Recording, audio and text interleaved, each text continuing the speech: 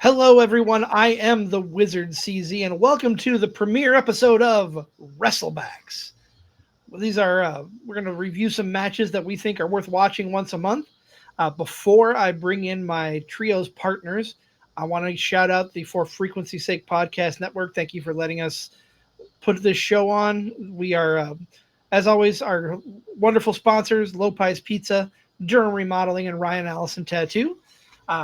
I'm going to bring in my tag team partner, one half of the For Frequency's Sake Tag Team Champions of the World, Mr. Never Wrong, Nick Bull. Nick, how you feeling today, buddy?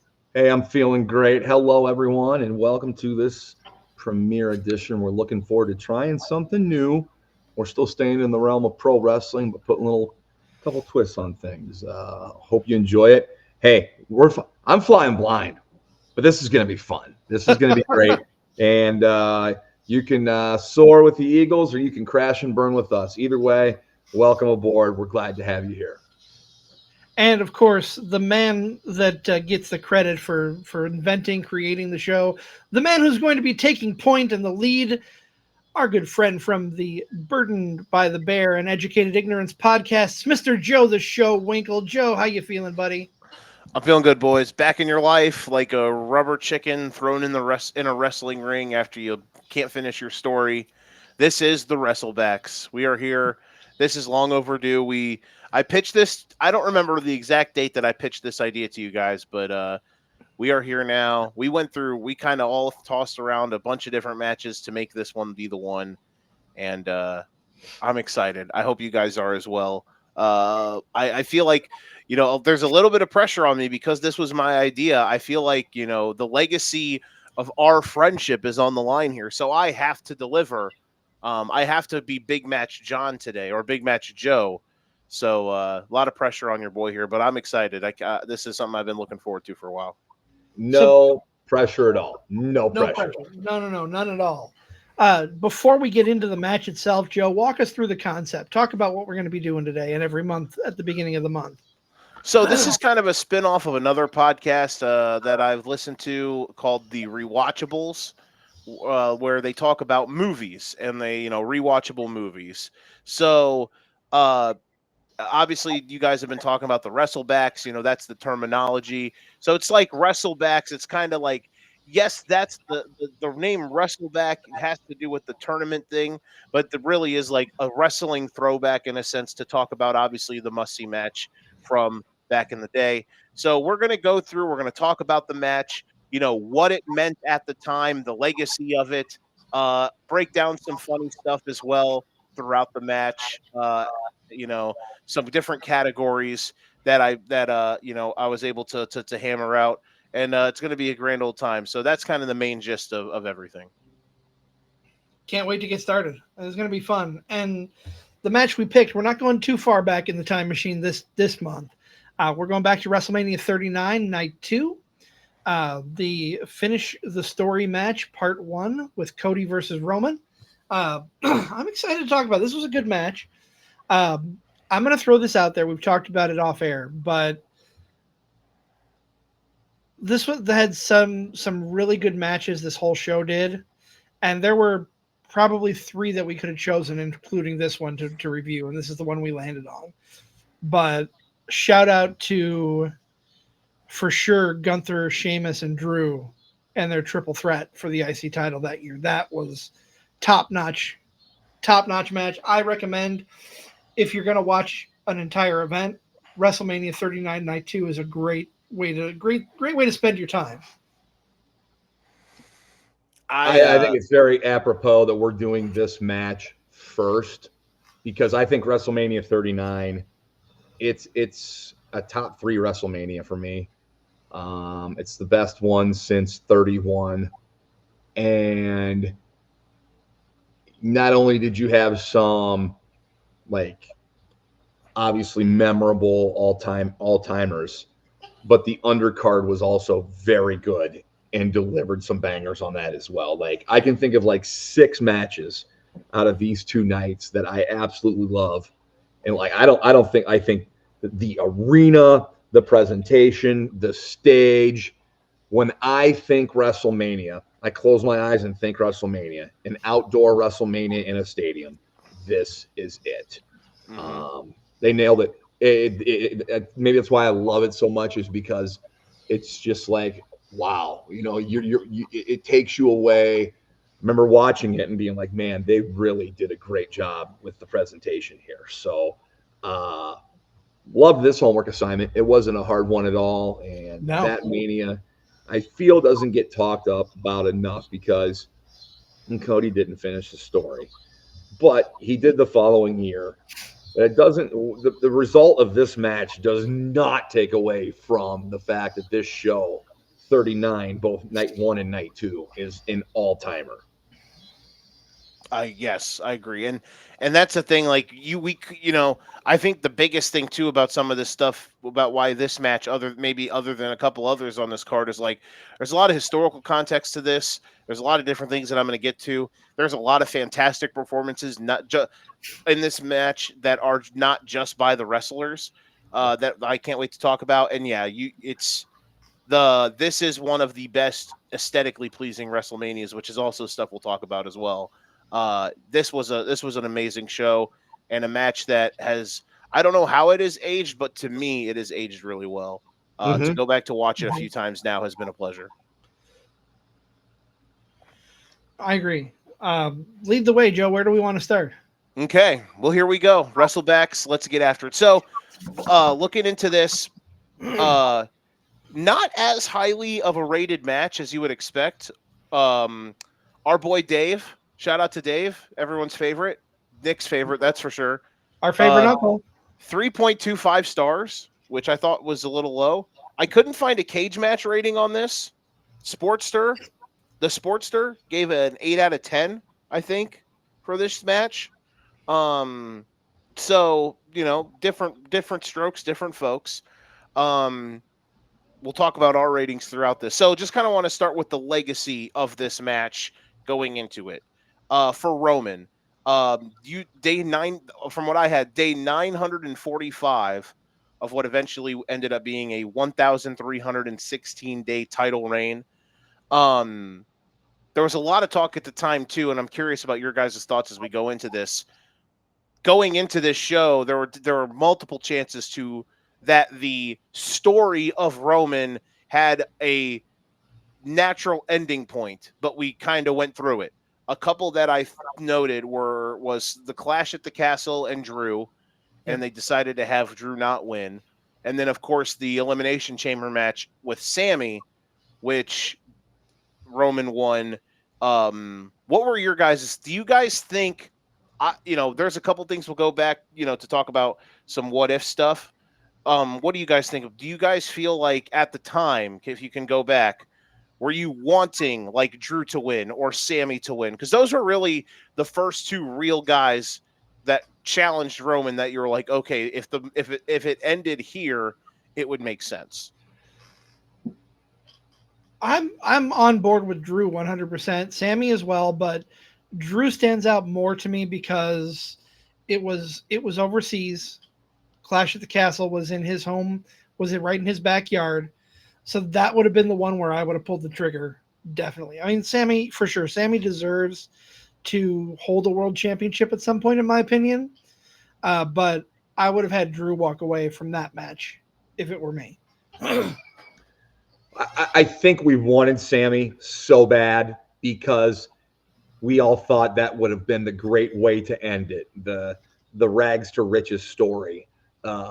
Sammy getting taken in, as the outsider into the fold, becoming one of them, and then, the betrayal or the kick out of him continuing. I just think that would have been great if that's the way they were going to go. I'm glad they didn't go that way. I think they did the right thing. Like, forever to me, no matter how many great matches on this show or whatever, this match to me, when I think of WrestleMania 39 in my mind and that beautiful set and the production, this is the Mania where people lost their minds that Cody lost. Everybody and their dog thought he was walking out of there and finishing the story. And people had, like, bet their houses on it. And then afterwards, they're not booing. There is, that over the crowd is shock. Look at people's faces. Yeah. So to me, the lasting thing for this Mania is, this is the one Friends reference here. CZ usually makes the Friends references, and I'm like, where'd you get that from? Like, I guess they called their shows like the one with this, the one with that. This is the one where the ending pissed people off, but it was the right move. In hindsight, yes, and I can't wait to go into that deeper and, show you how my opinion has changed from then to now. We call that maturity, folks, but I'm very interested to talk about a lot of that stuff, to talk about self-deprecation, pat on the back, to talk about that stuff, because it is weird. Because I was thinking last night going through this, rewatching it, because late last night is when I finally did my full notes about it. I wanted to make sure I actually did the notes as close to this as possible, so all my thoughts were fresh in my mind. Right. So I was thinking,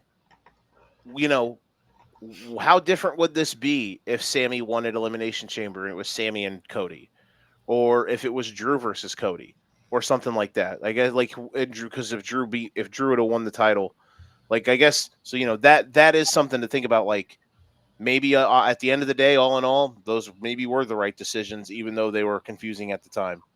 For Cody, a big. Did you have something to say, CZ? Sorry. Yeah, I just wanted you talked about the legacy of the match. A couple things that I have in my notes when Roman was making his entrance.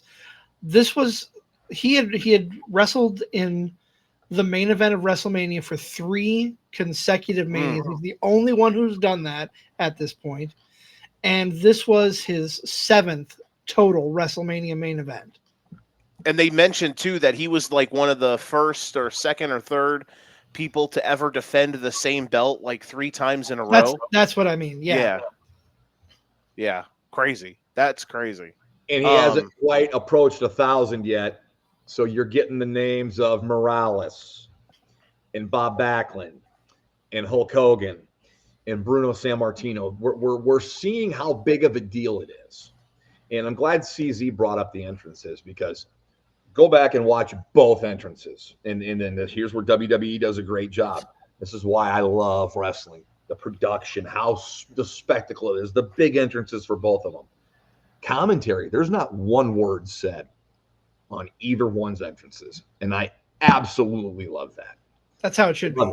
It's how it should be. And you get Cody to come out first, the challenger. And when Roman comes out with the 6,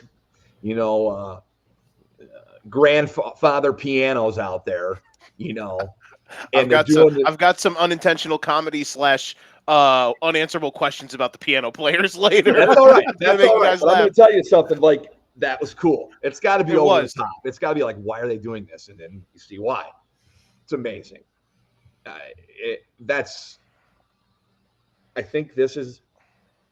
Tell me the last WrestleMania before this WrestleMania 39, night 2 that we're talking about, that had a bigger main event. That when those two came out, it felt bigger. Tell me. Mm-hmm. No, that's the thing, and that's the gravitas quite a of while. this. Exactly. That's what made me want to go back to this one. Looking at Cody here, obviously he returns the year prior at WrestleMania 38. He has the Seth feud, and then he tears his pec, and he's out forever. He comes back, wins the Royal Rumble, and then builds to this match. When you guys at the time, I remember CZ and I were texting during the Mania 38 stuff. We were hyped that he was there. We were especially hyped because he kept the music, and I was really worried that if he came back, he wouldn't get to keep the music, but they did let him keep the music. I guess he technically owns it, so that's why. And yeah, from all the stuff that happened, can you guys kind of hone back at the time?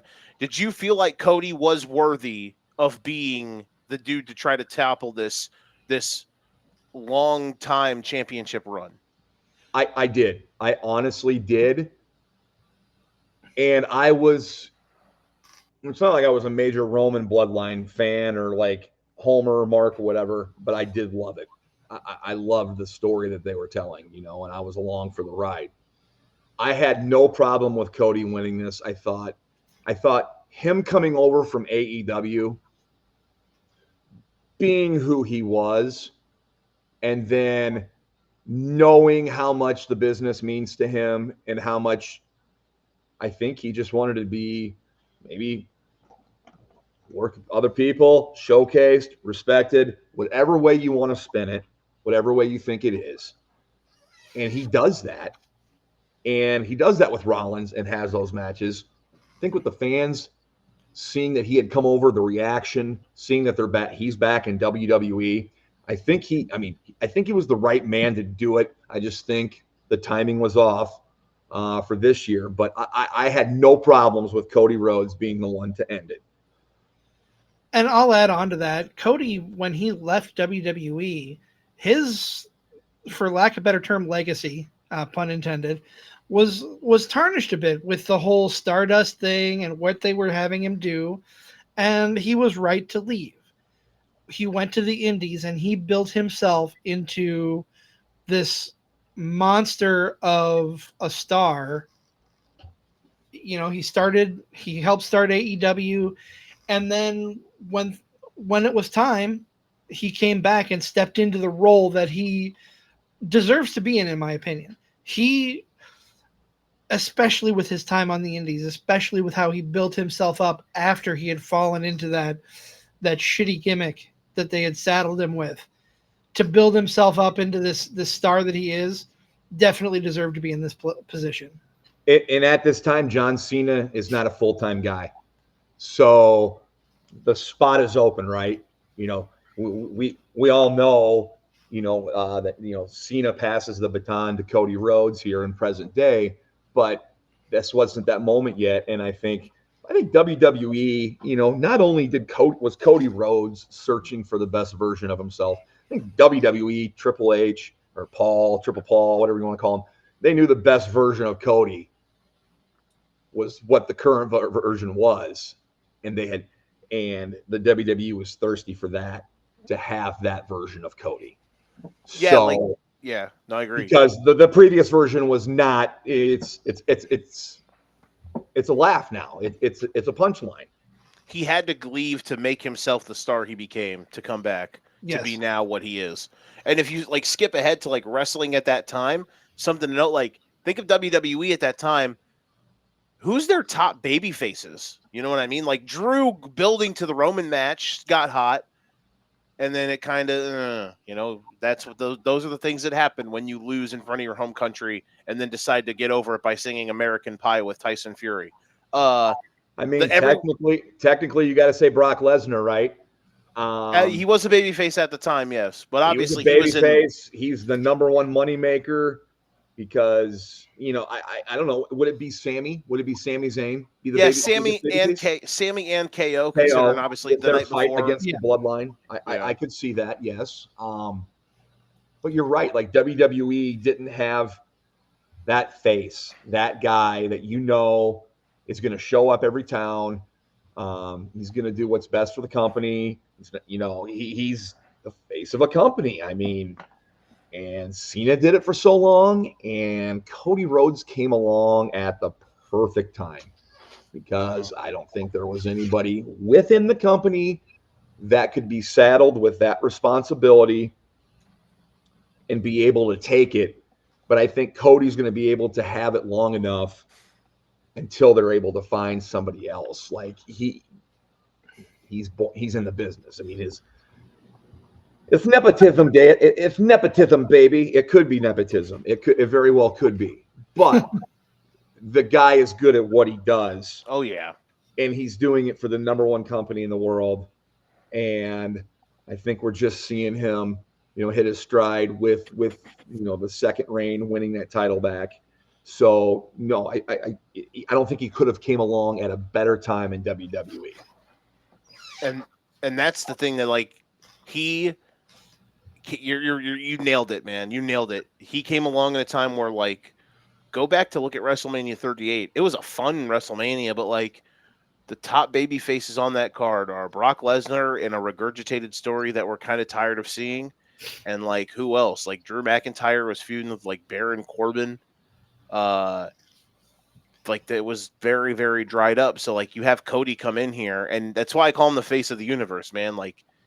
he was exactly the jolt that they needed to fill a spot to fill a spot that they had not had full in a long time. And they knew that when he came out at WrestleMania. They knew that. And the rest is history, as they say. The rest is right. It's written itself. Like, it's shown that they did the right thing. He did the right thing. And boom, he's A1 day. He's a starting QB, man. The stars really aligned with WrestleMania 38 and then going into WrestleMania 39, where both Cody and WWE got the shot in the arm they needed by him coming back. Yeah, they did. They really did. And it fills, like I said, it fills the spot that they just didn't have. Looking at the tab here, Wrestling at the Time, I put down, like, remember Vince had recently come back here and he had the evil mustache looking like a Mario character? That was funny. Yes. But right after this is when they officially did the TKO merger. This happened, I think, a day or two later. April 3rd is when they did the TKO merger. A lot of people thought, if you remember at the time, a lot of people thought that they were going to sell around this time. They did the TKO merger with what's the actual name of the company? My brain Endeavor, yes, Endeavor. So it's past, present, future. Right, CZ? Yes. No, then, now, forever, Endeavor. Endeavor, okay. Yes. There you go. That's how you remember that. So yeah, that, like, a lot of stuff at that time, like, I remember a lot of people being mad because Vince had come back, because he was gone for a bit, because that's when the you know what started to come out. So he comes back, people were tripping, and then they do everyone thought that do you guys remember at this time, like, people really thought they were about to sell, but then obviously they do this merger with Endeavor. So there were a lot of different things, and this kind of catapults WWE, like, this time frame into where they are now, and they're at, like, their status or their way of operation. This is kind of the launching pad for that. And let's look at that. Look at what you just said. That's the launching point.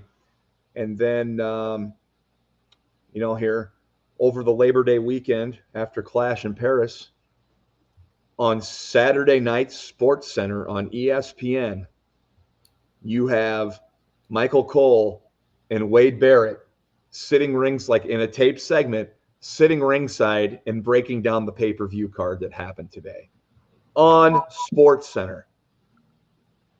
Think about that. Is that happening?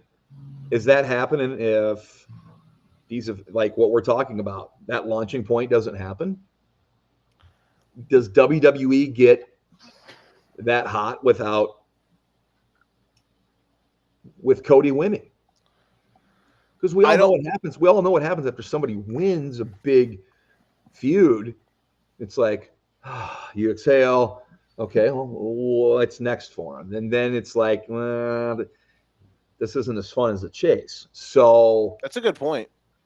A lot of things, I don't know. I was just trying to tie in trying to tie in WWE Clash in Paris, getting talked about, highlights, and broken down on Sports Center is wild to me.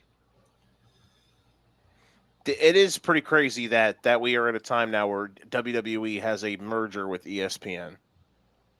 And I think a lot of it has to do with this time period that we are looking at here, where WWE, because pre-TKO merger doesn't happen, but the merger with TKO, coming with having TKO, having UFC, all those ESPN rights, enticed ESPN enough to know that, hey, we want the WWE too.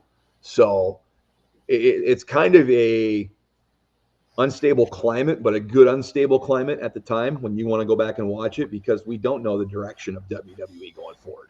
Right. And, you brought up, how the feud ends. Someone wins the feud and it ends. I don't know what path Cody would have taken after this if he had won the title. Mm-hmm. That's something really, there's not a lot of options at this time Fast forward to a year, and the options are beginning to open up a little bit. But coming out of WrestleMania 39, if Cody had held that title, what would he have done with it? That's a great point. Maybe at the end of the day, them doing it the way they did was the right thing, because who knows? Like, if Cody does win, you could put that in like the what ifs. What if Cody does win? Then what? Right? Like, what's the next step for them? Did you guys have anything else under talking about wrestling around that time frame? I want to add one thing. Just one quick. We don't have to delve into why you like it so much of that part of it, but at what point was your favorite point of the bloodline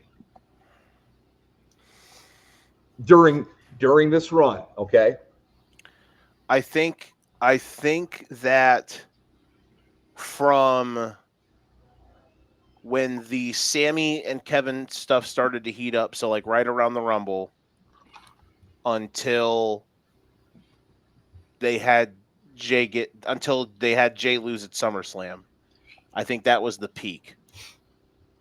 And you guys have heard my thing about how I think Jay should have won the SummerSlam match. But regardless, I think once they hit that point, that's when the bloodline as a theory jumped the shark. Okay. That's when the bloodline jumped the shark. Was SummerSlam. How about you, Wizard? I'll go back a little further. I'll go back to War Games. You talked about the whole Sammy and KO thing heating up. That's really where the seeds started to fall. When Sammy officially turned on Kevin, fed him to the sharks, so to speak. And then the build back to Sammy realizing, oh, what have I done? And turning back and joining forces for that WrestleMania match, the tag team title match. I know everyone, we talked about, everybody thought Cody was going to win it that night. But I think everybody, if Cody wins that night, then I don't think Sammy and KO's win is as big. You know what I mean? And to me, that was a big win after Sammy being a part of the bloodline and coming out of it and then reuniting with his buddy beforehand and then vanquishing the Usos, So I don't know, man. I love this Mania so much. I just wouldn't change anything about it. Not much about it. No, I'm with you. The tag title match on night one is truly an all-timer as well. Yes. Match build here, not a whole lot to it. It was very simplistic, of two guys fighting for the top in a sense. You have a couple promos that I kind of note here that really stood out. You had the Cody and Paul Heyman promo where right after he wins the Rumble, where Paul is talking about, they kind of talk about about Cody's father and about the people that he trained, and he talked about how I went back and listened to the whole thing. He was like, your father trained and primed Seth Rollins and Becky Lynch and Roman Reigns, but not you. And I thought that was a very interesting little nugget there. And then another promo that I thought was just mint, which turned out to be fantastic foreshadowing, was one of the only real Cody and Roman promo face-offs during this build-up, which was the Cody and Roman Chief Without a Tribe promo. It's really good. You go back and watch it, and Roman talking about, how Cody has, Cody hasn't done this and this, and Cody spins it back on him. And then he talks about how once he beats you, you'll be a Roman with no reigns, a chief without a tribe, all that stuff. Really good stuff in the build. Anything else from the build that you guys noted? I think the build's pretty simplistic, like you said, Joe, but that's not bad. We knew when he won the Rumble, nothing was going to change.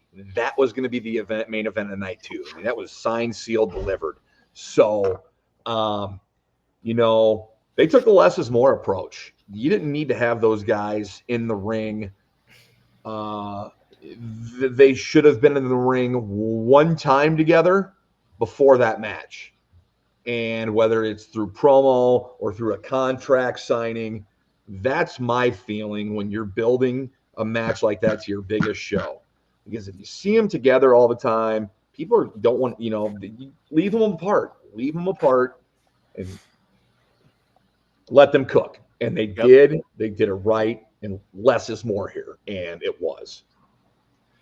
The only other thing that I'll really add is this is Cody's first main event at a WrestleMania. Yep. Roman in a promo early on, and they play this in the hype piece before the match. Roman refers to himself as the most experienced main eventer at the time. So you're really looking at a rookie upstart main eventer going against a veteran main eventer here. If you take it from that perspective, obviously neither one of them are rookies. Both of them are probably going to be considered veterans at the time. But as far as the main event status, Cody's a virgin in this scenario. And Roman's a big dog, right? Yes. Okay. Yeah. Some would say he's the biggest dog. It's his yard. It is his yard. It is his yard. Yes. I also love in the build they have the Cody versus Solo match, like the Raw before Mania. I liked that. Fine with that. That's fine. I'm totally cool with that. And you mentioned Solo. When they do the entrances, I'm like, oh yeah, Solo is at ringside in this match. Boom. So much has changed since then, but still, yeah. And a big part of the match, as we'll discuss here in a few moments, I'm sure. Oh yeah, we will. Speaking of, let's get in to the match itself. We already talked about like the big entrance hype. When I'm breaking down this match, someone play a drinking game at home for the amount of times that I mentioned Paul Heyman doing stuff in the background, because boy oh boy, this is an all-timer performance from Paul Heyman.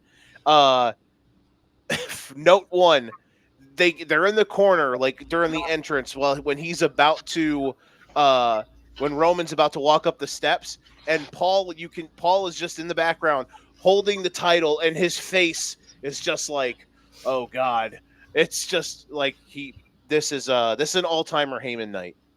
And just little stuff like that makes me crack up so much.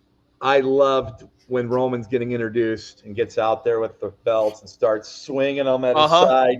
Dude, that's so badass, dude. Like, I have that in What's Age the Best. The heel. I have his the belt swing that he does when he. That was cool. That was very cool. I loved it. Looking at Cody the whole time. That I didn't want to get ahead of you there, but like we're talking about before we get into the match, that was the best part of the pre-match introductions. And the crowd during the intros, they are losing their minds. It's got to be a great feeling if you're Cody, Roman, Heyman, the back. You've got them here. You got nothing to sell now. These people are here. Now we got to give them. Now we're going to deliver. And dude, the people are. This is what it happened during the Gunther McIntyre Sheamus match. People are just going ape shit the whole match. Yeah. People were going ape with everything here. Just a fun environment. Of course, it's WrestleMania, but yeah, we've got them here. Now it's time to deliver. Yeah, it's an all-timer crowd. Did you have anything else to add there, CZ? You kind of glossed over the entrances. Roman's entrance is one of the most unique and one of the most memorable for me, with the pianos, with I don't know if you caught one of the things I caught. Everybody had a red accent who was playing the piano. The women, wristband like Roman. The man I believe had little pocket handkerchiefs. So subtleties like that really spoke to me, because Roman comes out with the one hand covered in red, and to give that nod by who's playing him out to the ring, that was really special. And I thought the entrance still gives me chills watching it, but most Roman entrances do. You have that pause, the crowd goes silent, and then all of a sudden the beat hits and his entrance plays, and everybody just goes nuts. Joe, do you remember when this entrance music of Roman debuted? It was wasn't it? what wasn't the first time this music happened right before his match where he retired Danielson from WWE? Correct. After the Mania that he stacked up Edge Yeah. and Daniel Bryan, Mm-hmm. it was on that match, which was on a SmackDown. Mm-hmm. It was that was when the music was debuted. It's an all-timer theme, and that's to skip to to cheat here. That's another thing I have in What State's the Best. His heel theme, I think it's better than the face one, even though like the face one definitely is more of a when it hits, you're like, oh, I want to cheer for this guy type theme. This music is this is the final boss. I know The Rock is the final boss, but you get what I mean. Like, this is the guy at the end of the story that we have to dethrone. He is the ultimate demon. That type of music. It's on the shortest of lists of best entrance musics ever. Music entrance theme songs ever. Yeah, I would agree with you there. I love it. It's 100%. so much better than what he used before, and it's perfect. I don't know if that's a Jim Johnson joint or not, but whoever did it, I don't know who did this one and knocked it out of the park. If it's Def Rebel or whatever, it's the best thing they've done because everything else do is kind of mid. They should have quit while they were ahead because yes, if it is Def Rebel, it's definitely the best thing they've done. Yes. So you're saying you weren't a fan of the Roman Dodo. You weren't a fan of that? Shield. I mean, it was fine when it was the Shield, but it's just like, no, this is so much better. Yeah, I know. Yeah. It's so much better. Yeah, when it was the Shield's entrance theme, it hit so much harder with the three of them than anything Roman did solo. Oh yeah. It just didn't speak the way it did with the Shield. Yeah, especially because with the Shield at the beginning, you'd have the Sierra, Hotel, Echo, Lenny, whatever Sierra, it was. Indigo, Echo. Lima, Delta, Shield. And then it would get into it. And then because it was a moment of like, oh God, business is about to pick up. Yes. Okay, getting into the match. So there's like I said, this crowd, we're gonna talk about the crowd throughout this. This is an all-timer performance by the crowd here. Early lockups, Cody gets Roman outside. The first like big moment is Cody he has a bit of a heat up moment, and then he goes for a disaster kick, and Roman catches him into a power bomb. And Michael Cole mentions he really does a good job of like talking up here in this moment, especially like he's making it feel like Roman is this daunting, unbeatable god, and Cody is this ultra underdog. Like, moments in the early stages of the match, anytime Cody gets any advantage, it's like, oh my God, here we go.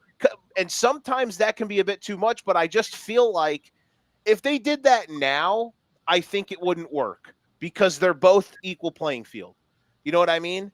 But at this moment, when Roman is closing in on day 1,000, and this is the first time Cody's wrestled for the title, this way of telling the story by Michael Cole, especially early in the match, where every time Cody gets an advantage, it's like this huge deal.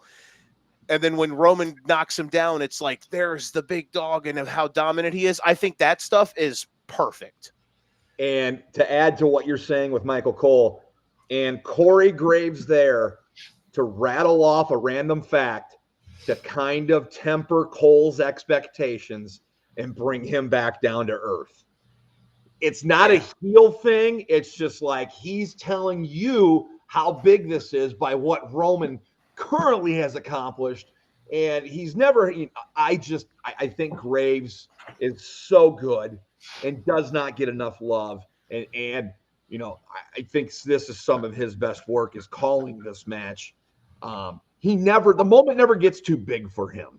And that's why I think, and I like Barrett. And then when McAfee was there, but if you're going to go with the three-man team, in my opinion, needs to be Cole, Graves, Barrett. Mm-hmm. And this match being just Cole and Graves, it's beautiful. And I've got a lot of good stuff to say about them throughout the show. And they're especially when we get into the categories. They were on it. They were, man. They were. Cole and Graves. I think they are the best pair in the modern era, in my opinion. I'll die on that hill.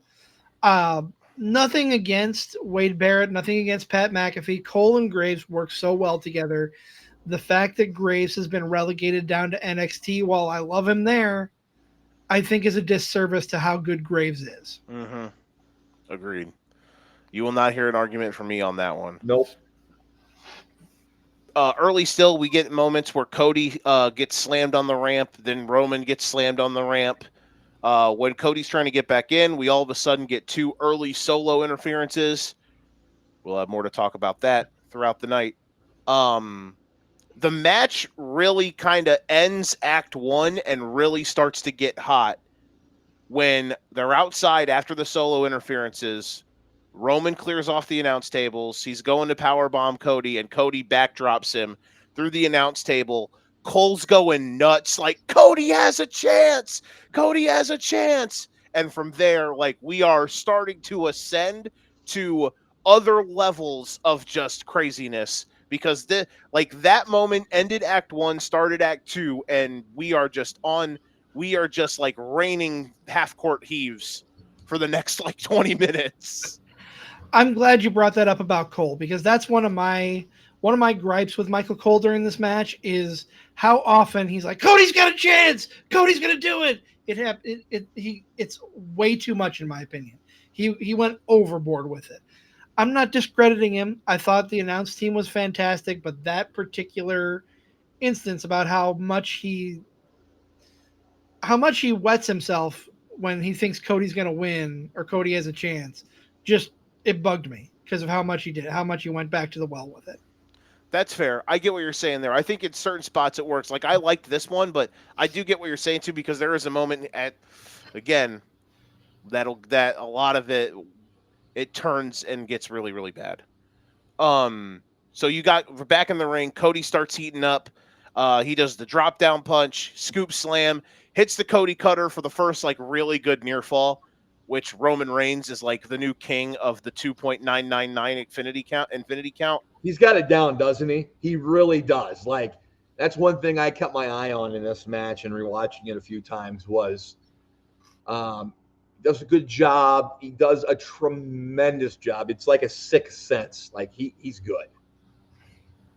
We get a suicide dive. Is this on the short list of, like, suicide dive reactions? Cody hits them, they go into the barrier, and then they're just stuck there, like, leaning on each other, and they both look just dead. It was so good. I don't know what, but the camera shot of that I thought was peak. Yeah, it was, where Roman's, he's out on his feet and leaning against Cody, it showed the lengths these guys were going to. Yes.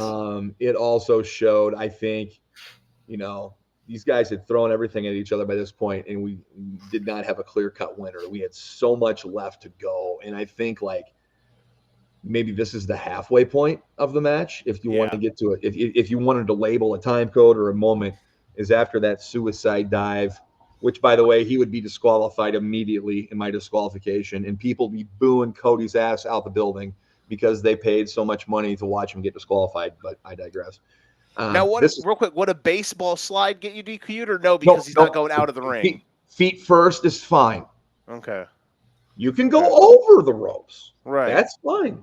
We're not going through them anymore, man. Uh-huh. No. Never Wrong's Federation has a lot of strict rules, and if you break them, it's hefty fines and suspensions. Come on. Life needs more guardrails, bro. The suicide dive is the Kia Telluride.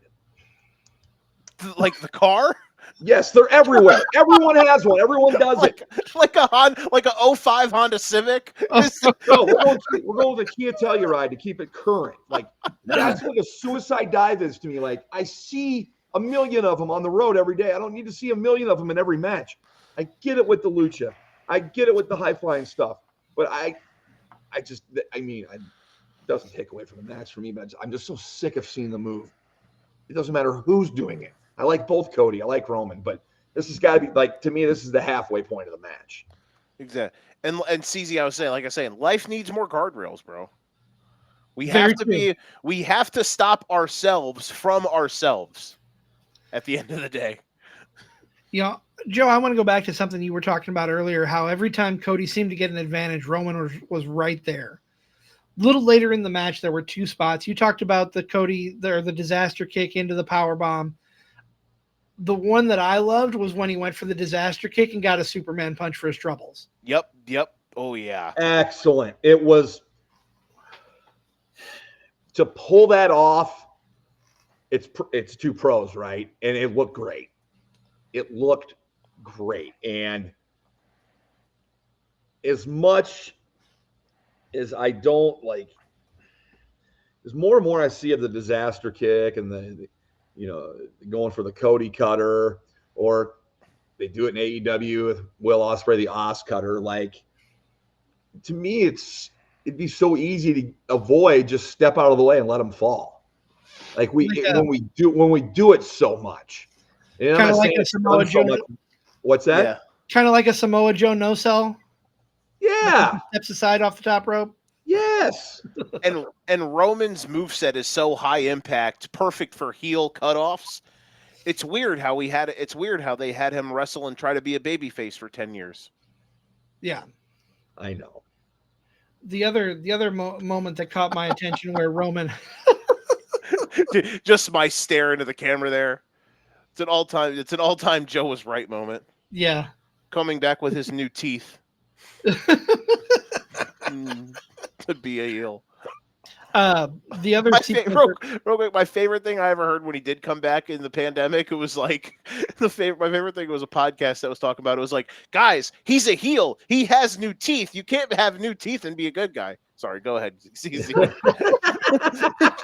can't have teeth that good and people cheer you. Come on now. Man. So when I get my teeth fixed, I'm going to be a heel then? Exactly. Like, we can't cheer you because your teeth are too nice. Oh. Why people cheer? It's why people cheer for Brits, because their teeth are throwing up gang signs or whatever. Right? The other sequence that really caught my attention where Roman just plowed into Cody when he tried to get the advantage. Cody's on the top ropes. Roman charges in. He jumps over him. Cody immediately goes for the ropes. Roman hits him with a spear on the way back. Yeah, I've got those coming up. So like because there's a couple things I wanted to add to those. Like you're right, those high impact moves with Roman cutting him off. Like, it's such a crisply paced and worked match of those types of things. So let's see where I was at here. After the suicide dive, you had Cody you had the third solo interference. The referee got to do what every referee loves to do. You're out of here. It's like Oprah when she's giving away free cars. Solo's outside crashing out. He's throwing stuff. And then you have Roman grabbed the weight belt. Cody super kicked him. First crossroads, and there was a kick out. And Heyman, and you just cut like Heyman's face. Like, this is another instance of like Heyman's face in the background of just like pure despair. Anytime he thinks Roman's about to lose. You get another back and forth. Roman hits a rock bottom. There's a kick out.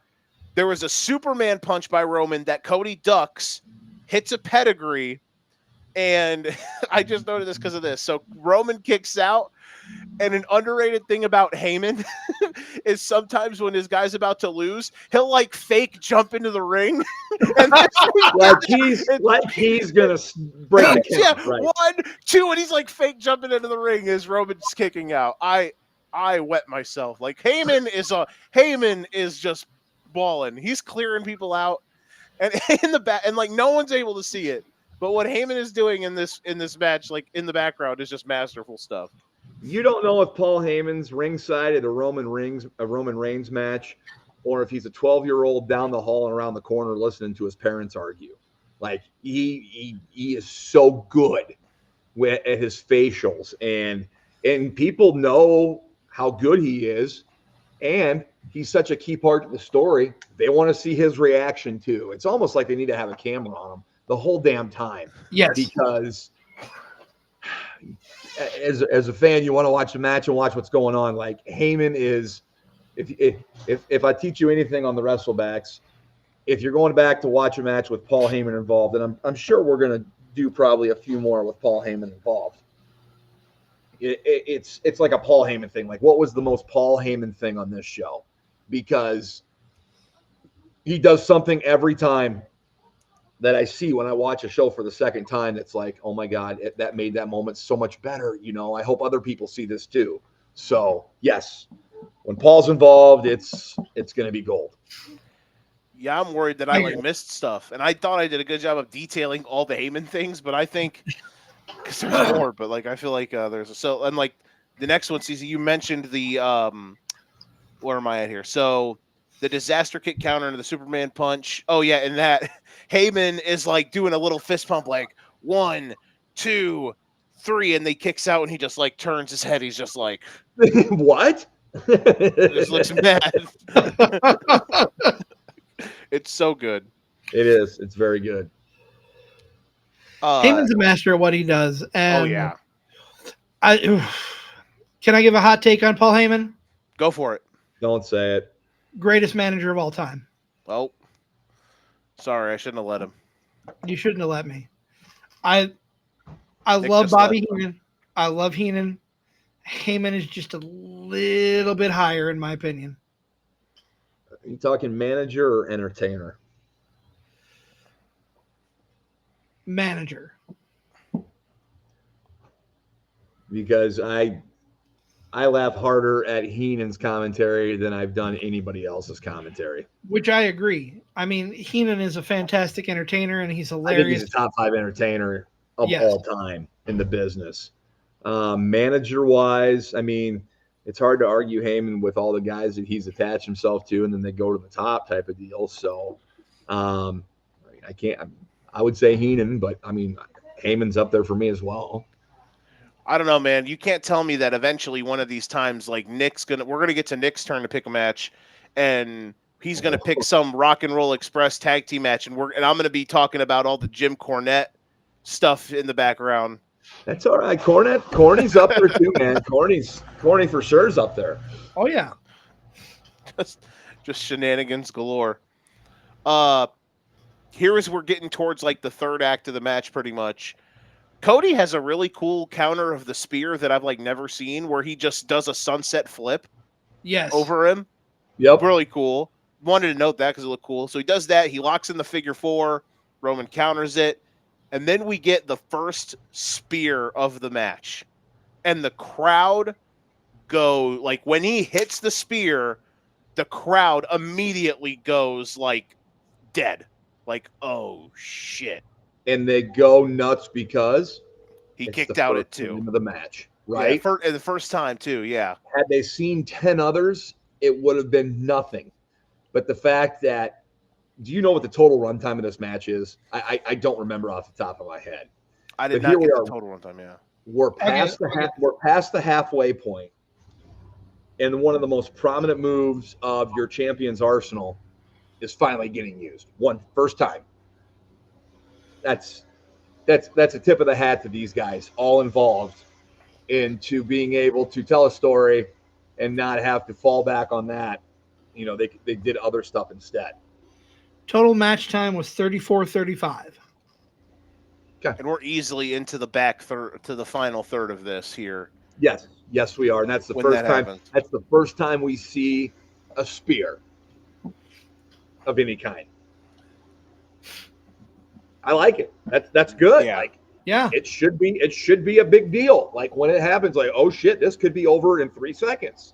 And the crowd, that's what it needs to be. Mm-hmm, exactly. And the crowd reaction to all that is perfect. So you get out of that. Roman gets him in the guillotine. Cody stays alive. Roman sinks it in again. Cody's getting out. The crowd is going this is a peak moment. In a stadium, which we'll deep more into the crowd in a bit when we get into some of the categories, but that is just the crowd in this entire thing is crazy. We get the ref bump, the double down. We get the Sammy and Kevin run in, which I thought was really good. When Sammy and KO, after the Usos run in and then Sammy and KO run in, when Sammy hits the stunner and then Kevin hits the stunner, Sammy hits the Aluva kick. Cole does how sweet it is when Roman falls, and then it's perfect. They brawl to leave. Cody is crawling onto Roman, and then all of a sudden you get the pan to the wide shot on the broadcast view, and it's zoomed out to where the crowd's losing their minds while the referee is crawling towards it for the long near fall. That was a mint moment there. That was good. Yeah, it starts when Cody gets out of that lock and he's just wailing on Roman. That's when the crowd's like, "Oh my God, he's gonna do it! He's gonna do it!" And up to that point, it's so good. It's such a good match. I hope people are tune in, find this interesting, or maybe it triggers it to where it's like, I think people just skip over this match because at 40 he finishes the story. But I think this is the better match than WrestleMania 40. So, WrestleMania 40 was so ridiculously overbooked. I get the historic aspect, but there were just so many elements and moving parts to the WrestleMania 40 match. This is definitely the better match. But I'll counter that and I'll say that Cody's win at WrestleMania 40 would not have been as historic and special as it was if he had won here. Yeah, WrestleMania 40 was more emotional, but this match as a whole, which I have a hot take parked in regarding those two things, but I agree with you guys. And then we get to the finish, which this is where things get weird.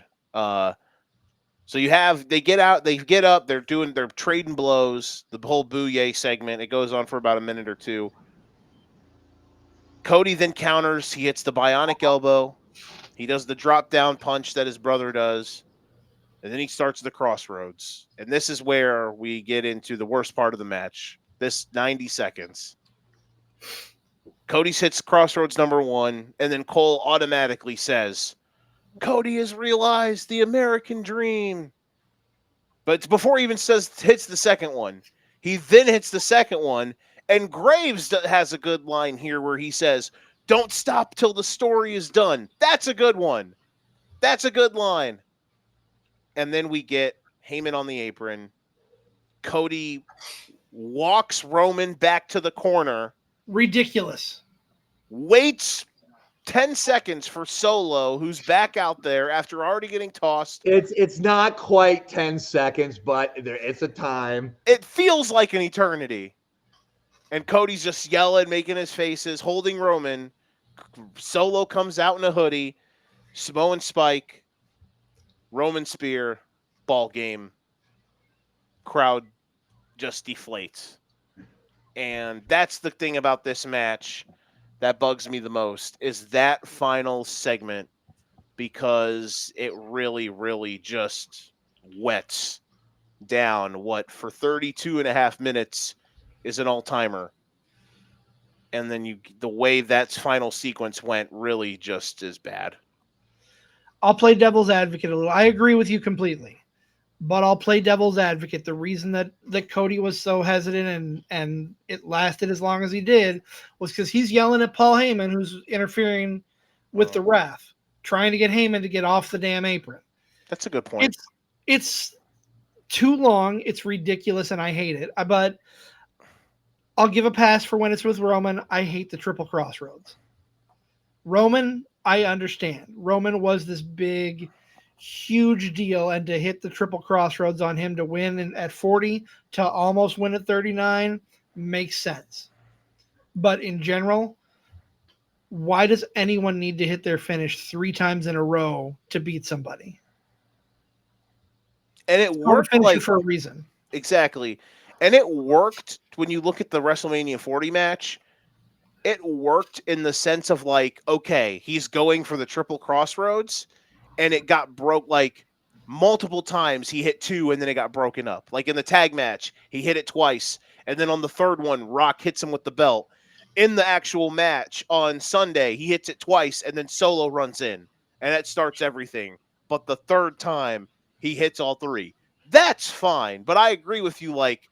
Why is he wrestling at Clash in wherever, or he's wrestling in Paris or France against AJ Styles, and he has to win with the Triple Crossroads? Like, come on, man. Yeah. Like, come on. That I agree with you. Big time. Big time. Let's see here. All right. Nick, before we get into the categories, anything you wanted to add on the ending there of the match? No. The ending, maybe my favorite part, just because of the immediate crowd reaction. There's a moment there where there's a collective, what the hell just happened? And is it the right story being told? Is it WWE kind of putting their finger to the fans, being like, told you so? I don't know. But for me, it made me intrigued even more so to see who was going to beat Roman and how it was going to get done. I had no doubt Cody was going to be able to finish the story. There was no way they were going to bring him over, feature him so much. The story, finish this. I knew he would probably finish it the following year. But for that moment in time, like, I just, those first 15 to 30 seconds after the match are just like beautiful to me. With the crowd being stunned, like what on earth just happened? And then of course a rubber chicken. We're out here. You and that rubber chicken. It's just, you can't miss it. I went back 15 times to try to find out if I could see the angle where the rubber chicken gets thrown in the ring, and I couldn't. I was mad. So things I did, things I did at 3 a.m. last night. All right. So with this, when we do this, so we do the match, break down the actual match like bit by bit. So then we get into some categories here, to look into some stuff with some more depth and whatnot.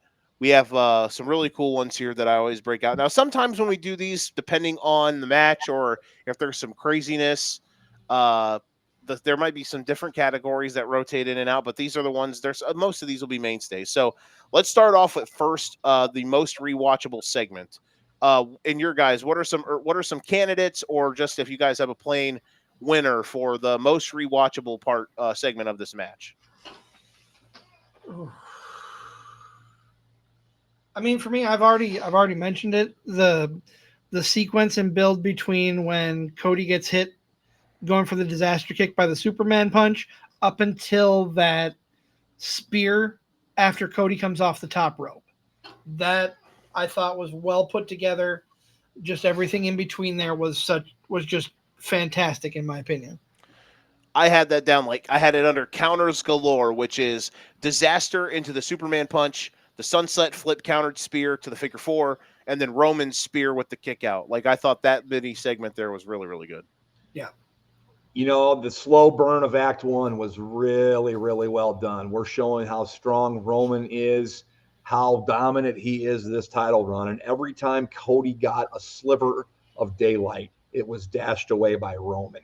So even though that we're 945 days into a reign and people probably want him to lose and people are probably sick of him, he worked slower, but it wasn't awful. It was good because it got over everything that they had needed to get to this point.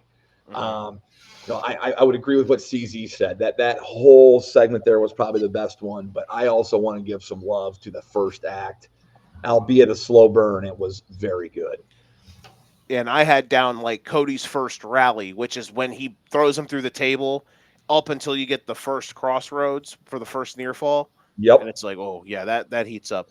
My favorite is the Roman guillotine spot because, and it's a lot of this is tied to like like what age the best. I have the crowd reactions. Sometimes with stadium wrestling, it seems like the crowd is lost or disinterested. I cannot remember a crowd being this invested for a stadium match that I've watched. Like, people are going to think I'm nuts. You can part this in with like hottest take, but this is on par with like Hogan Rock at WrestleMania 18 for levels of crowd enthusiasm. And when Cody gets out of the guillotine, the crowd is losing their mind. We're like 19 minutes into 20 minutes into a 30-minute match on the second night of a weekend on a 3.5, 4-hour show. And this crowd is melting the arena.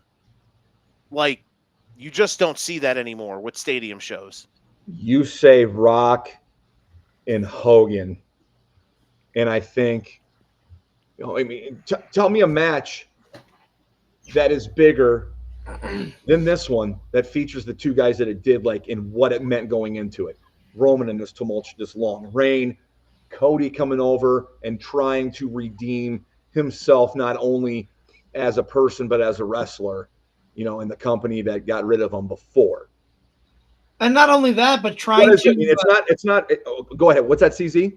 I just not only trying to redeem himself, but trying to redeem his father, who never held that championship, or he touched it once, but never officially held it.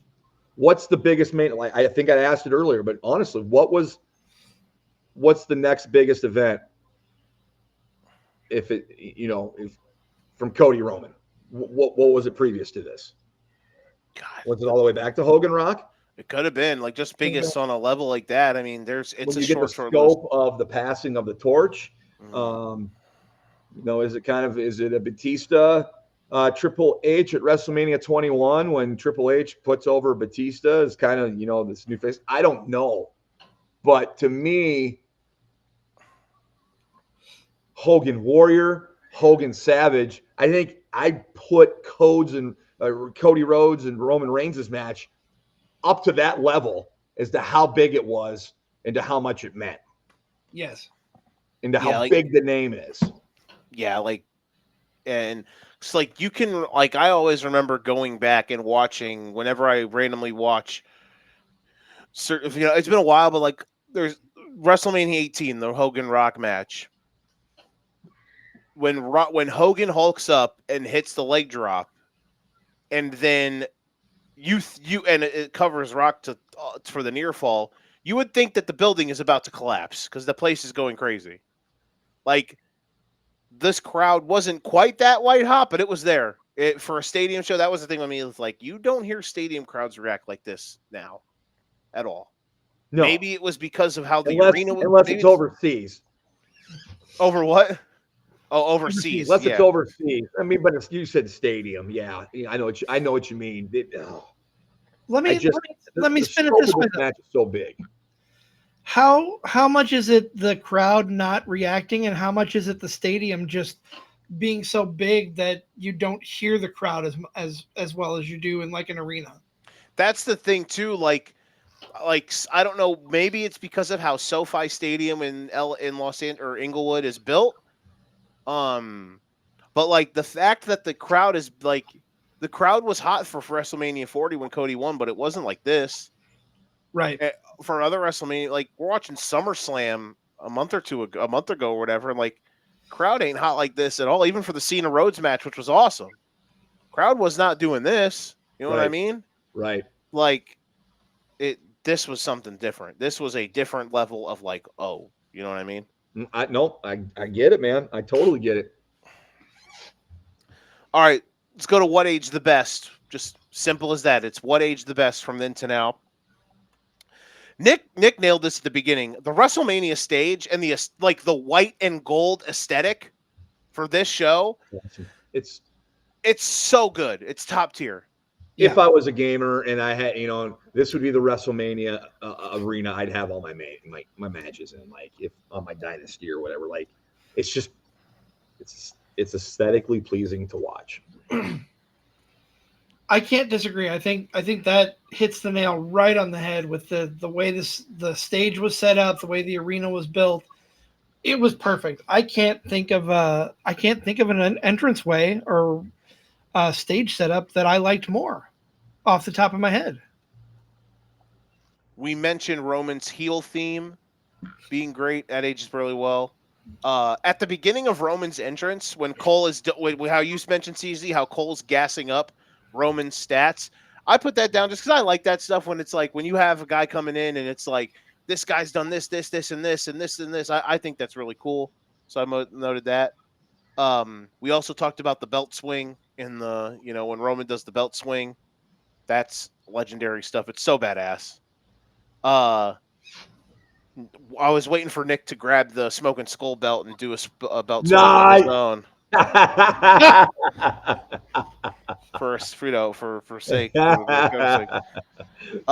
What age the best? Paul Heyman's facial expressions.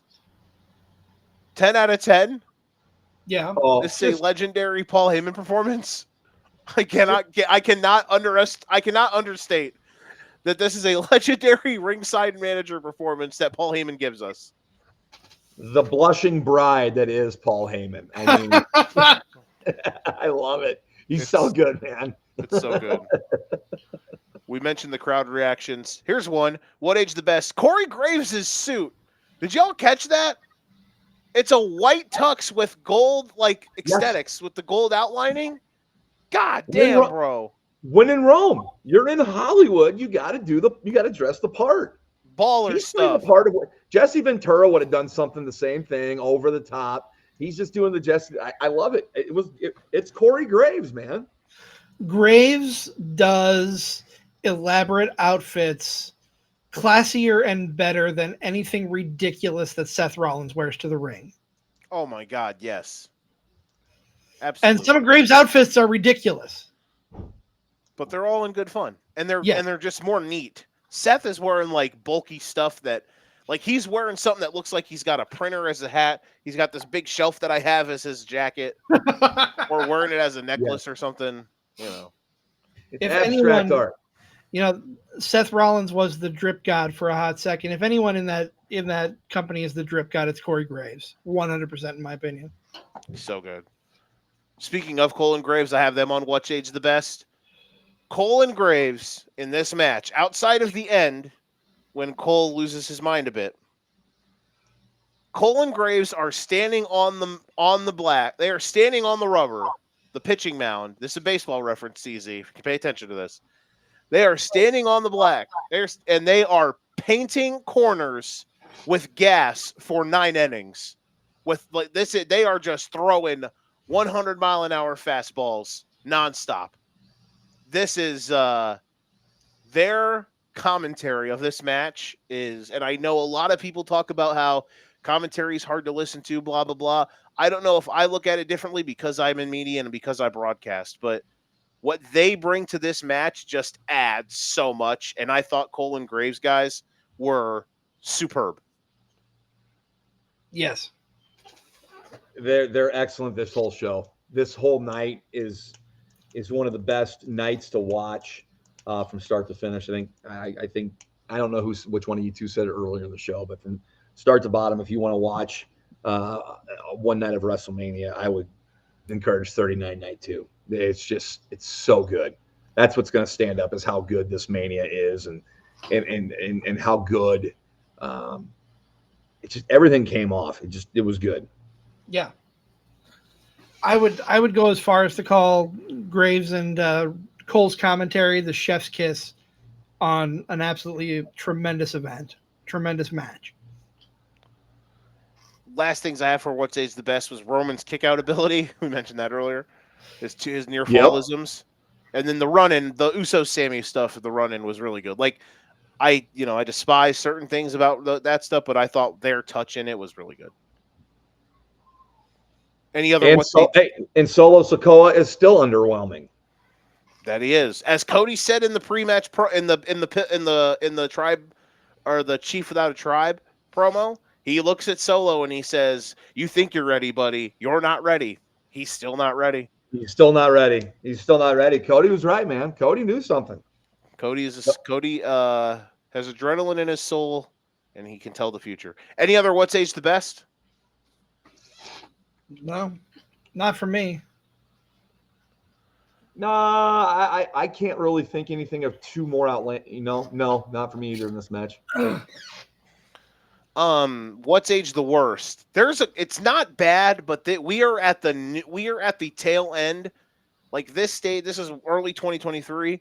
This is the tail end of the Kevin Dunn experience in WWE. and there are some really bad, like nauseating camera cuts at times. It's not terrible, and it doesn't exist anymore because Kevin Dunn is gone. But there's a couple Kevin Dunnism camera cuts that I noticed that I was like, oh my God, that like freaked me out. Other than that, I thought the match was produced really, really well. That was the only like production part of the match that like. I wish we probably don't know who was the producer for that match. You know, who the agent was, but I mean, nothing seemed cheesy. Nothing in it was overdone. There weren't 3,000 false finishes. It was just enough of everything. And even the parts where there's interference, it was overbooking done well. As opposed to, yes, I had fun watching Tribal Warfare at WrestleMania 40, but if we were going to sit down and watch two of the matches, I'd pick this one every time over that one. Yeah, I agree. What age the worst? Anything involving Solo Sikoa? Yeah, I mean, he screws up. He screws up in the match before the ending. The first time he interferes and takes a chair shot to Cody's ribs, he doesn't even get the chair all the way under the ring. Like, how can you not do that? Go back and look. The chair's just laying there at his feet. Now, the ref couldn't see it from his angle up above, so he wouldn't be able to see it. But it's like he couldn't get it under the ring. It's like, practice that shit, man. Yeah.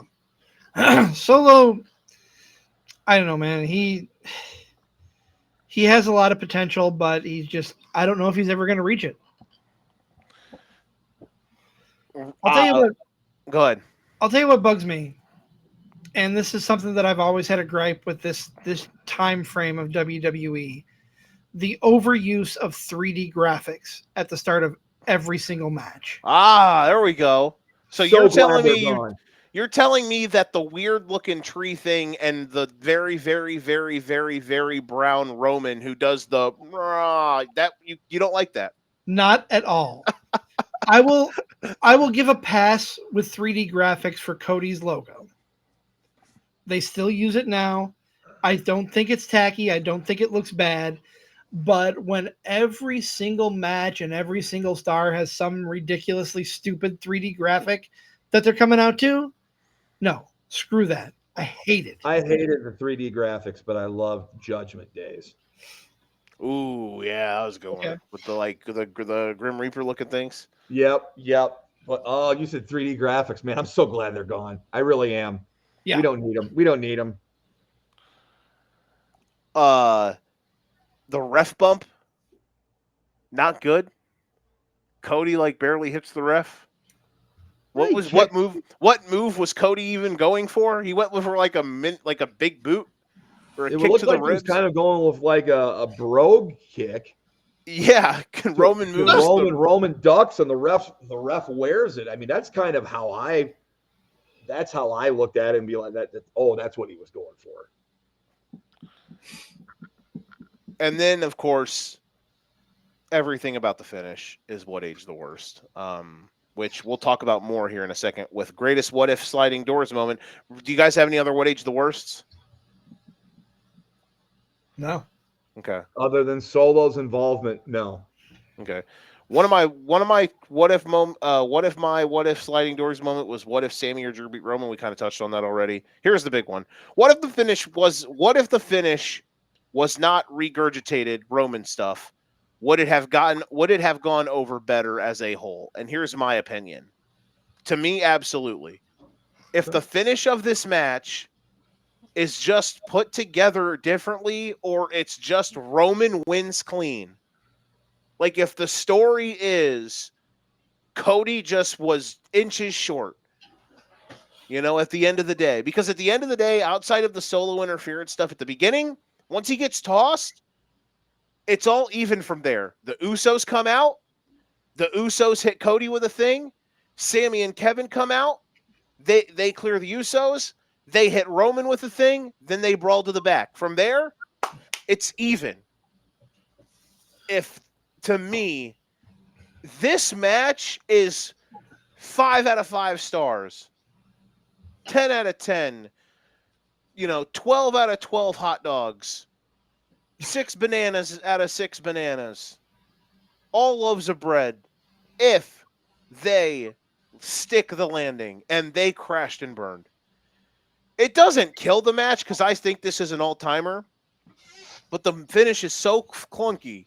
It's definitely more than 3.25 stars. I mean, this thing is Yeah. it's like a 4.25, 4.5. Yeah. I mean, If but the no, three, I know what you mean. Would it have been? Hey, would it have saved it for you, Joe, if it wasn't Solo and they debuted a new member? Would that have saved it for you? no, because I don't think so. I mean, maybe, but probably not. Probably not. If you still want to do the like Roman has to cheat angle, all right. Roman hits 2, or Cody hits 2 crossroads. Paul gets up on the apron. Roman fights out, right in the balls. Cody's keeled over. Ropes, spear, ball game. Okay. If you really want to have, because listen, in my mind, I can't sit here and tell you the finish should be different and not give a different finish. So that's one thing that I just kind of thought of. The other one is literally just Roman fights out of the third crossroads. Like Cody hits 2, and then Roman fights out of the third, and Roman hits the spear. And then maybe even Cody is like kind of rolling around, and then Roman hits another spear. He has to hit 2 this time to end it. And Cody, it's just he was inches short. That, to me, it just made it feel, because it was the thought of like, dude, every one of these bloodline matches has to have some sort of weird run in at the end. Like, there's just no clean finish. That's the thing to me. Would it have still been annoying? Like, why did Roman win? A bit, yes. But I think it even is hindered more by the fact that the finish of this match is just very bad. I can't find any fault with that, and I have to agree. Okay. I don't know that I have anything other than that, honestly. Let's see here. I put down here under greatest what if moment. What if Cody never made that stipulation in AEW about the world title? Like when he lost to Jericho, he couldn't challenge anymore. Because it felt like that limited him. Like a what if moment. Like what if Cody would have won the championship in AEW? Like does anything what has to happen for him to never leave? Like that was something that I was trying to think of a way to talk about, maybe. AEW needing to be run better from day one. Mm-hmm. I think if it's run more as a company instead of a hobby, like it was in the beginning, they're doing better things now. And I'm not trying to, this is not a platform to bring them down by any means, but I think if they had their shit more together in the beginning, he probably would still be there. Mm-hmm. So that's the biggest what if for me. I like that. Yeah. What if Roman Reigns doesn't, I mean, he's still with us, thank goodness. He's battled leukemia a couple times, but say he's, he battles it, but doesn't want to wrestle anymore. Think about the last 5 years without the bloodline. And you just think the void that would leave in wrestling, like what, it was a pretty big deal. It was a pretty historical reign. Yes. So the lasting thing with me is this is just a WrestleMania title defense for him.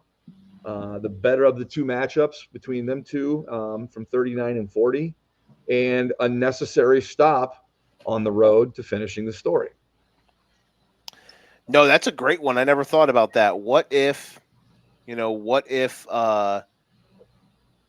Roman never came back? Because the 2020s was the dark ages for the WWE. Early 2020s. COVID, Thunderdome, all that crap. Let's not even think about it because it was bad. It was a dull light in a very dark time, and we'll just leave. That's how I would summarize it up. All right, next category. I named this category to Pop Nick, and I hope that he would enjoy it. The Robert Gibson Award for the best heat check. Robert Gibson. When I did when I did Google searches for the greatest hot tag in wrestling history, he came up multiple times. He was a member of the Rock and Roll Express. That's right. With Ricky Morton. Ricky So the Morton. Robert Gibson Award for the best heat check, which you call it the heat check. CZ, did you go and listen to the full version of that pod that I sent you about the rewatchables? Like to kind of, did you listen to most of that? I did not. I chose a different episode because just a movie that I would gravitate more towards. Oh, that's fine. Yeah, because because the YouTube channel there, I'm sure there's plenty of movies. Did you, if you listen to the episode, you ever hear them talk about the Dion Waiters Award? They did not in the one that I watched. Oh, okay. So Dion Waiters is an NBA player who came off the bench and just rained down and just jacked up shots. And he was a heat check. Like he could either go 0 for 6 or all of a sudden Dion Waiters, you look up, he's got 5 straight threes in 2 minutes. So I kind of compared that to a hot tag in this match. So the Robert Gibson Award for the best heat check. It's Paul Heyman by he laps the field. Heyman is clearing out a side of the floor, Nick, to run iso ball offense. This, like I said, this is a Mount Rushmore performance from Paul Heyman. It's every time. We talked about it, but I cannot get over how awesome Heyman is in this. It's also that, he had the 2 belts. Roman had both belts at the same time. So Paul always held on to that other one like it was the last thing. It was like a life preserver, He just clings to it and then gives it over to Roman when he wants it. I mean, he's so good. Paul Heyman is a masterclass in Paul Heyman for ringside antics and whatnot from this match for sure. CZ, it's also funny. Paul Heyman became a how many things can you carry at once gimmick. Even he would have his own lei, which is the little flower necklace. Yep. He would then hold Roman's Ulafala. He would then hold the belts. Even when Roman got the gold belt for 1,000 days, he still carried the red and the blue one. Yeah. Just what a legend. What an absolute legend. This category I cannot wait till we have Jerry Lawler on a show so I can name this the Jerry Lawler Puppies Award for most misogynistic commentary moment. But this is the Jim Ross Business is About to Pick Up Award for best commentary moment. If you guys had any quotes that you heard or pulled, we kind of mentioned a few. Like we said, I thought Graves and Cole were just painting corners for 9 innings in this. There was a really good quote I had from Graves during Cody Rhodes' entrance. He said, despite all his accolades, he knows that to truly be revered as elite in this business, Cody Rhodes must climb the WWE mountain. That was a quote that I pulled that I thought was really good. That was good. Like that. That's good. Yeah, that was good. One that I have also from Graves was fairly early in the match. He said, SoFi is rumbling, Michael Cole. It feels like we are on the precipice of history. That was really well stated. It was everybody thought he was gonna win. Yeah. Everybody and their dog thought he was gonna win, man. Oh, I wish I could have been at SoFi when the people were walking out. And I'd honestly like to know the percentage, a little piegraph action here of what the percentage was of people pissed off at the ending. And I think when you go back to the ending, it's, a reason to be upset about it at the time too is because of how many of the Roman matches ended that way. We all thought he was going to lose to Drew. We all thought he should have lost to was going to lose to Sammy. Then you lose to Cody, and then it's well, now what? So I think that was kind of some of the part. Did you guys have any other commentary stuff? I do have one more. Okay. When Cody breaks the guillotine and Cole just loses his freaking mind. Mm-hmm. Cody Rhodes has broken the guillotine. I don't know that anyone has, but Cody Rhodes has broken the guillotine. Now here comes Cody. Who's getting after it? Yeah. Who's getting after it? I love when Cody was hitting the crossroads. I hated what Cole said, but if Cole wouldn't have said that, imagine if this is how the match ends. If Cody hits the crossroads, Graves then, when he hits the second, Graves says, Don't stop until the story is done. He then hits the third. 1, 2, 3. Cody, and then Cole says, Cody Rhodes has realized the American dream. Oh, God, I hated that line. But if he would have said it after he won. Yes. That's what I'm saying. When he said, I'm just trying to rewrite history, boys. That's all I'm trying to do. Let me ask you this, Joe. Speaking of history, is that line where Cole said it synonymous, or would you equate it to a similar to when Bobby Heenan said, yes, but is he the third man? while he's being the third man. Yes. But is he the third man? Who else is the third man? Would that make Hogan the fourth man? Oh, Bobby. Get it together, Bobby. Oh my goodness. Hottest retroactive take.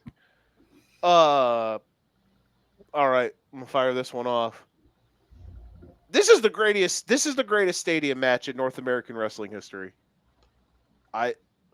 Is it as worked well as a match like earlier on the show, Drew, Gunther, and Seth, or Drew, Gunther, and Sheamus? It's not.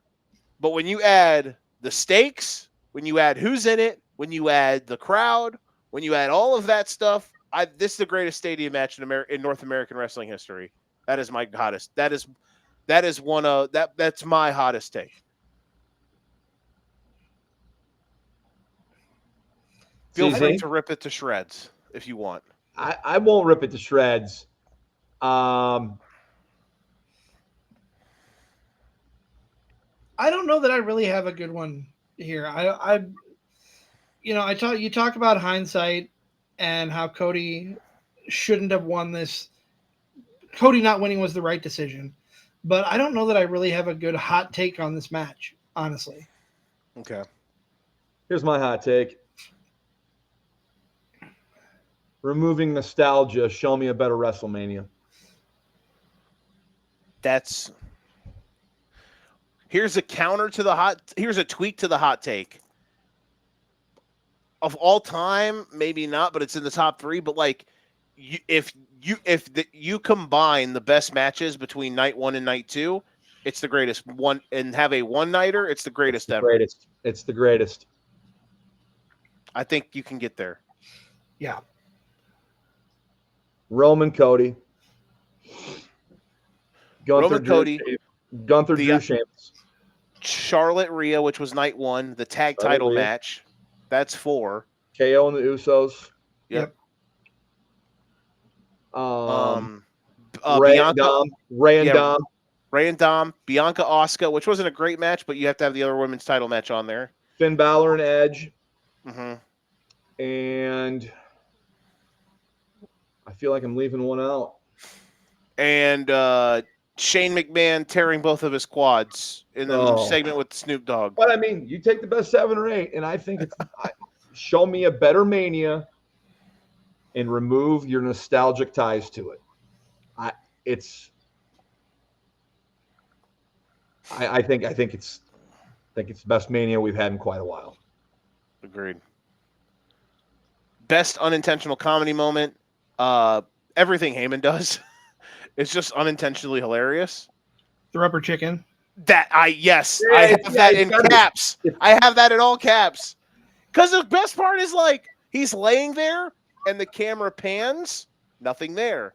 They pan to Roman holding the belts up. Then they pan back and there's the rubber chicken there. And you can like see, it's almost like when each guy is getting out of the ring, they like double take, look back at the ground like, is that what I think that is? And while they're getting out of the ring. It's so good. It's crazy. Hey, listen. All-timer. Apparently, I did a little digging. Apparently, it's a throwback to Cody getting attacked by a rubber chicken back in 2012. I have this in unanswerable questions. What's the lore to the rubber chicken? And you just answered it. There you go. Oh my gosh, that's so good.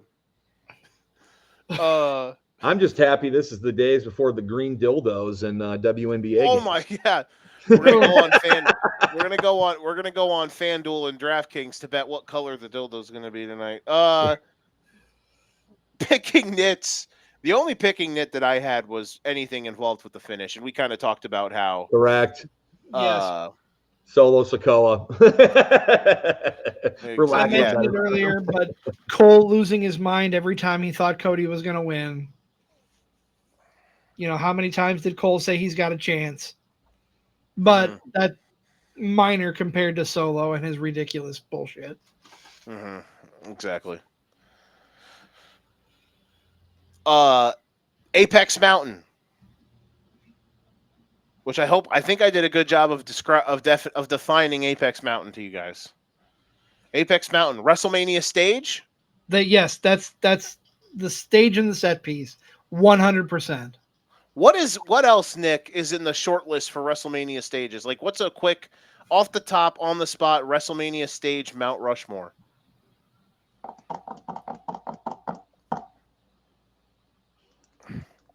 I will say this is it to me. I thought 31 had a good outside stage. Well, that was nice, yeah. 33 with the roller coaster. I was going to say Roller Coaster Mania. That was kind of cool. Do you guys remember? I think it's this one. I really do. Yeah. Like, I think it's this one.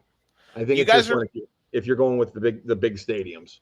I agree. I think this is the best. Do you guys remember WrestleMania 26 had like the big looking pyramid thing? Yes, I do. Stage. That was a good one, but this I think is the best and the aesthetic.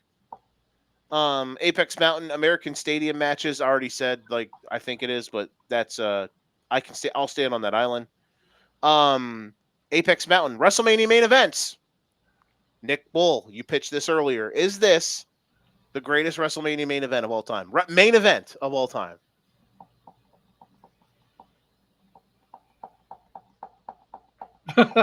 Show me a better one. Show me a better one. I think this is bigger than any time Rock and Cena got together. Oh God, yeah.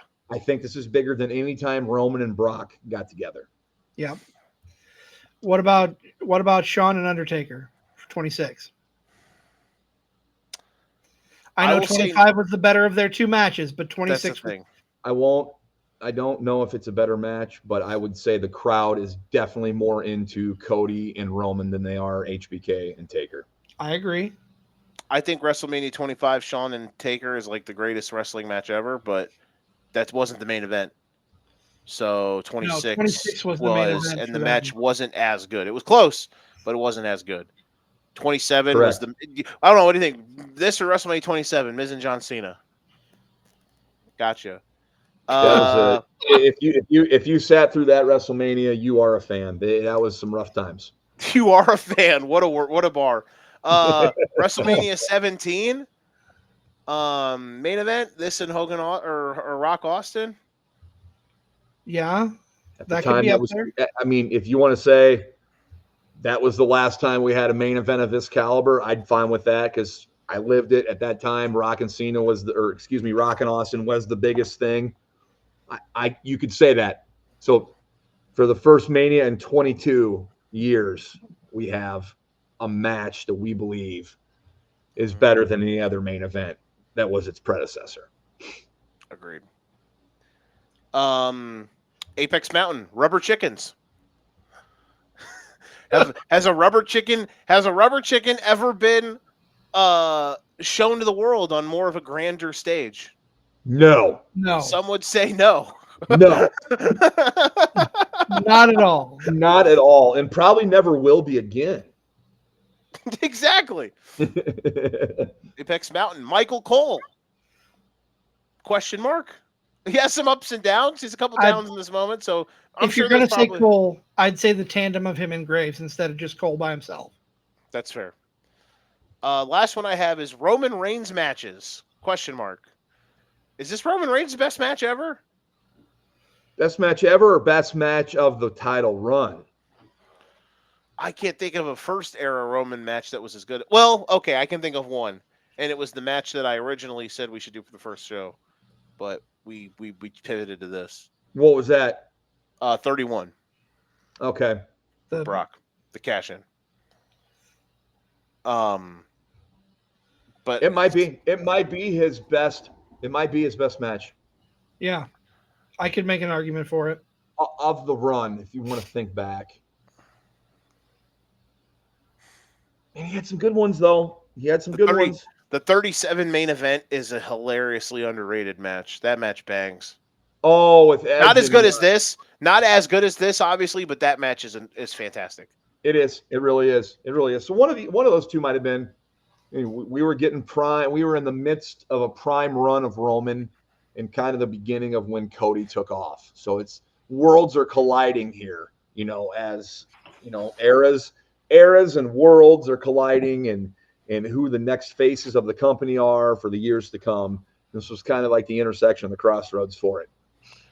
The triple threat match at this last Mania, too, was one of the best matches Roman's been a part of. Absolutely. You could definitely throw that one out there, too. CZ, any other Apex Mountain? No, I think we covered quite a bit there. Okay. Home stretch. Unanswerable questions. I got this one right here. All right, go for it. Brody Jr. received the weight belt. Did Solo steal it from him? Yeah, what a question! I'm so mad I didn't think of it. How does Solo get the Solo? Just go over there and just rip the belt from him? And does Brody get it back? Does little Brody Jr. get it back? That's so good. Did you notice Brody Jr. had a neck tattoo as well? Yeah, I did. Okay. I did notice that. I did notice that.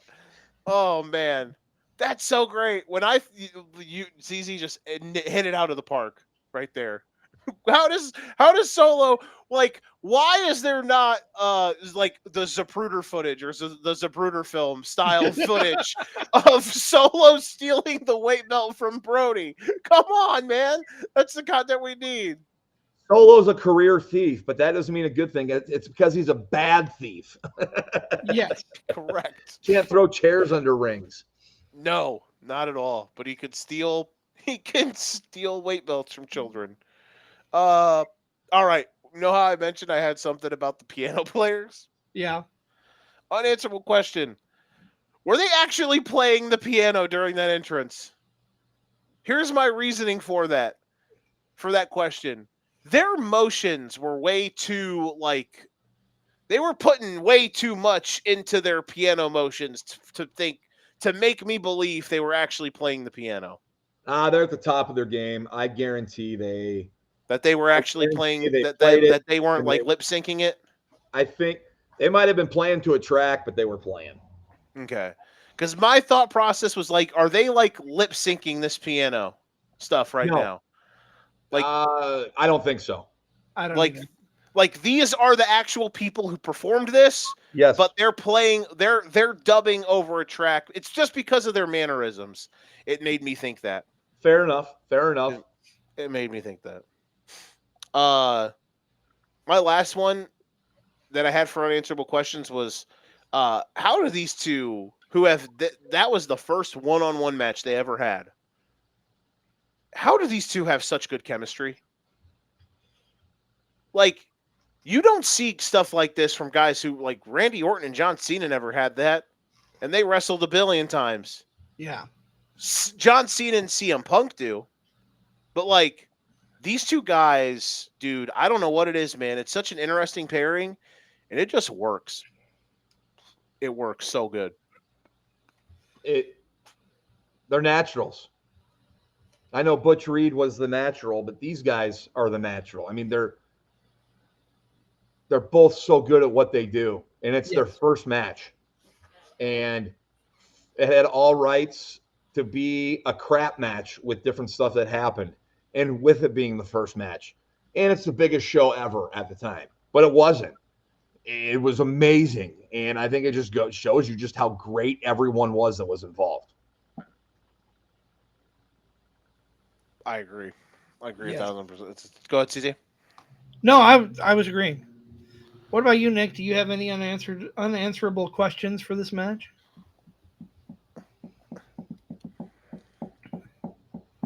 I'm so proud of CZ. He nailed it. He nailed the exact purpose of knowing he knew what to do. I don't think I have any. I want to know at what point the decision was made for Roman to go over. How long before the match? Yeah. You know. Yeah, unanswerable. Did we know 2 weeks ago? Did we know Friday when everybody got to town, or did we find out, just 45 minutes ago? I'd like to know at what time was the decision made for Roman to retain. Yeah, unanswerable question. Did Brandy Rhodes and Cody's mom react to Cody losing like Roman's family did when he lost at WrestleMania 31? And they didn't know it, and they were pissed. They were hella mad. They were not happy. Were Brandy and them aware? No. Some people said that you can tell in Cody's face when he's hugging his daughter that he's got the look of like, I'm not going over tonight. And I don't know. I also kind of would. I mean, I understood that he went to give the belt to Homeboy, but I don't know. The hugging the daughter bit, and not that I'm against family. I'm not an anti-family man. It's just I wasn't ready for that. That's what I got there. We talked about the lore of the rubber chicken. Oh, I said, how does the ref not realize it's Solo with a jacket on and not realize, put two and two together? They made I mean, listen, I went right to the knee pads. I'm like, it's Solo. Look at his knee Wrestling pads. officials are always made to look dumb, but this one was not good, folks. Solo's interferences were choppy and bad. The ref bump was terrible. Solo's re-interference with the Heyman stuff, like, just not good officiating there by our guy. Needs to get a new possession or new thing. All right, last one. Who won the match? Everybody. It's a great take. Yeah. Nobody really lost. It just, I think maybe it made get people behind Cody more. I don't think anybody lost. Nobody. Yeah. The fans won because they got to see a tremendous match. Roman won because he got the pinfall. Cody won because this was the start of him actually finishing the story. And it shows how much, even though this was the first time that he was launched into this level of the main event, this, to most people, him losing like this would have killed them. It would have ended their credibility. He would have been done. But because of how over he is, because of how good he is, he was able to come back. It just shows. It's a testament to the level that Cody Rhodes is at. Agreed. Yes, 100%. And I can't wait. I hope that we don't wait too long to get the third one, because I think it will be special. And either guy can win, and both guys, I think it will be fantastic. Whenever we get the third match, I think that will be superb. My only wish for the third match is that the roles are reversed. Yes and no, but it's just, I'm at the point now where it's like, well, can you turn Cody? Like, I don't think you have to yet, but maybe you have him turn heel in the Roman match. I don't know. But I would like them, honestly, to go into the match, just me personally, as where they're at now, because I think that it just would balance out more a bit. Okay. Like, it would just be perfect. So that's kind of where I'm at. But yeah, I can't wait till they have the third match. All right, Nick, how'd we do? Good. My back hurts, but I'm going to sit in a more comfortable seat next time. You're also at the end of a second podcast too. So yeah, we're on a long run here. We're gonna. I know as we Raw recorded earlier today, and I've stayed off social media. Same. I wanted to watch a little bit of some football and then settle into some Raw, but I knew we got to discuss this match, and what a pleasure it was. Since I absolutely, of course, by now I love WrestleMania 39, and this is the main event from it. And what better way to kick off a new podcast than with that? You guys were great. You guys took this idea and sometimes something like this so it doesn't just sound like one person breaking a bunch of stuff down. Like, you guys were great. I thought we nailed this. I feel like even like if we ever did one of these in person too, it would be even better. But doing it how we did here too was great. I can't wait to see what we land on for the second one. This exceeded even my lofty expectations of what it could be, man. I had a blast. All right. Hey, if we exceeded your expectations, then it's a win-win. Yeah. Yes, 100%. Before we get out of here, who's taking us home? I'll do the honors.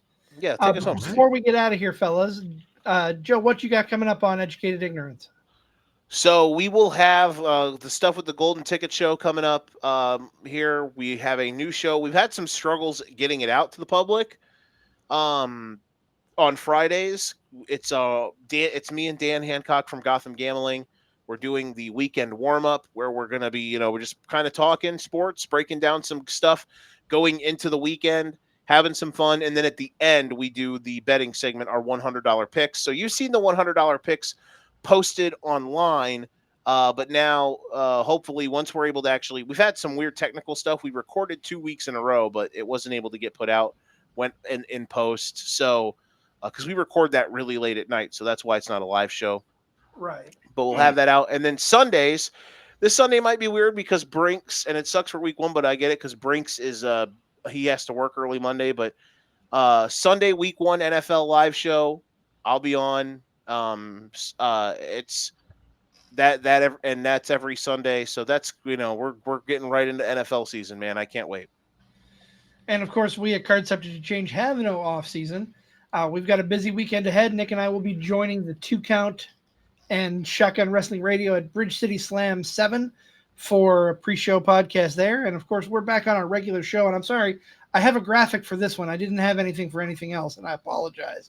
But I'm excited for our show on Sunday because we are welcoming in James Jeffries, who is, by all rights, an Iowa legend in the world of professional wrestling. That'll be Sunday at 6:30.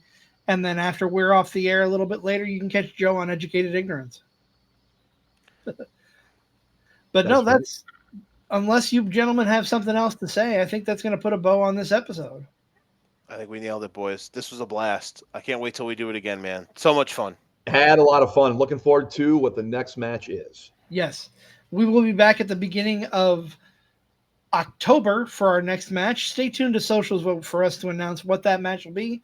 I'm excited, but until then, go out and enjoy pro wrestling.